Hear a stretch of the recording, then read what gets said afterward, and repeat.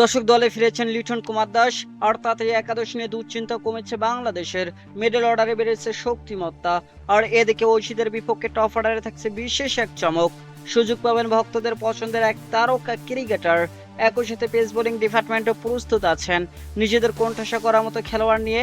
দর্শক সব মিলে অস্ট্রেলিয়ার মাটিতে কেমন একাদশ নিয়ে মাঠে নামতে যাচ্ছে বাংলাদেশ ক্রিকেট দল, সেটা জানবো আজকের এই প্রতিবেদনে। ইনজুরিতে ছিটকে গেছেন নাহিদ রানা। প্রথম ম্যাচে দেখা যাবে না শরীফুল ইসলামকেও। অস্ট্রেলিয়ার বিপক্ষে মাঠে নামার আগে ভক্ত সমর্থকদের পাশাপাশি তাই দুশ্চিন্তার কপালে ভাঁজ পড়েছিল অধিনায়ক নাজমুল হোসেন শান্তরও। তবে টাইগার দল নেতারা এই দুশ্চিন্তা এবার কমতে চলেছে। ভক্ত সমর্থকদের মন ভালো করার মতো এক খবর দিয়েছে বাংলাদেশ ক্রিকেট বোর্ড বিসিবি। দর্শক জানিয়ে দিয়েছে ইনজুরি কাটিয়ে প্রথম ম্যাচের স্কোয়াডে ফিরছেন লিটন কুমার দাস। খুব শীঘ্রই দলের সঙ্গে যোগ দেবেন তারকা এই ক্রিকেটার। আর লিটনের ফেরাতে একাদশ নিয়ে কিছুটা স্বস্তি এসেছে টাইগারদের মাঝে।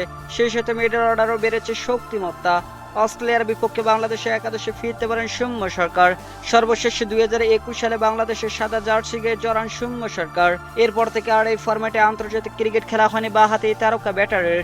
তবে ঘরোয়া ক্রিকেটে লাল বলে নিজেকে প্রমাণ করেছেন সৌম্য সরকার। এনসিলেও হয়েছেন সর্বোচ্চ রান সংগ্রাহক। তাই তো অস্ট্রেলিয়ার বিপক্ষে মহা গুরুত্বপূর্ণ এই সিরিজের আগে তাকে আবার ফিরিয়ে এনেছে বাংলাদেশ টিম ম্যানেজমেন্ট। তার উপর আবার টপ অর্ডারে বারংবার ব্যর্থতার পরিচয় দিচ্ছেন মাহমুদুল হাসান, জাকির হাসানের মতো তারকা ক্রিকেটাররা। নতুন বলে ওজি পেসারদের সামনে তাই অভিজ্ঞ ব্যাটারের উপরে ভরসা করবে লাল সবুজেরা। তবে ওপেনিং এ সৌম্য সরকারের সঙ্গী কে হবেন এটা নিয়ে বেশ দ্বিধায় আছে টিম ম্যানেজমেন্ট। এই আলোচনায় আছে তানজিদ হাসান তামিম ও সাদমান ইসলামের নাম।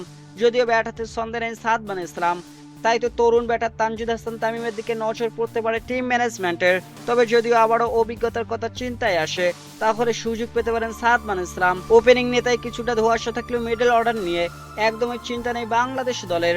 দর্শক দলের সেরা 4 ব্যাটারের জায়গায় এক প্রকার নিশ্চিত বলাই চলে। 3 নম্বর পজিশনে থাকবেন অধিনায়ক নাজমুল হোসেন শান্ত। সম্প্রতি টেস্ট ক্রিকেটে বেশ দারুণ ছন্দে আছেন এই ব্যাটার। অস্ট্রেলিয়ার মাটিতে সেই একই ধারা বজায় থাকবে তার, এমনটাই আশা ভক্ত সমর্থকদের।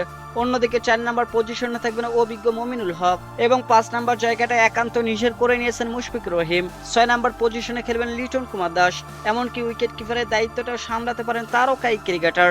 লিটন দলে আসা মিডল অর্ডারে যেমন শক্তি বেড়েছে, তেমনি দলের আত্মবিশ্বাসও বেড়ে গেছে কয়েক গুণ। এদিকে 7 নম্বর পজিশনে অলরাউন্ডার কোটায় থাকছেন মেহেদী হাসান মিরাজ।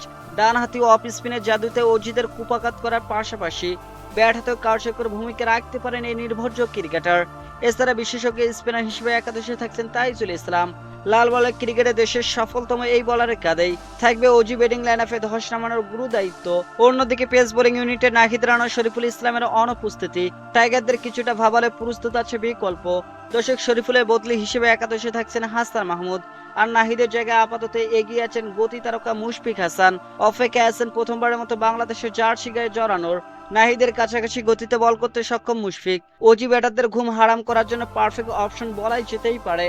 আর যথারীতি পেস আক্রমণের সেনাপতির দায়িত্ব পালন করবেন অভিজ্ঞ তাসকিন আহমেদ। সব মিলিয়ে এমন একাদশ নিয়ে আগামী 13 তারিখ প্রথম ম্যাচে অজিদের মুখোমুখি হতে পারে বাংলাদেশ।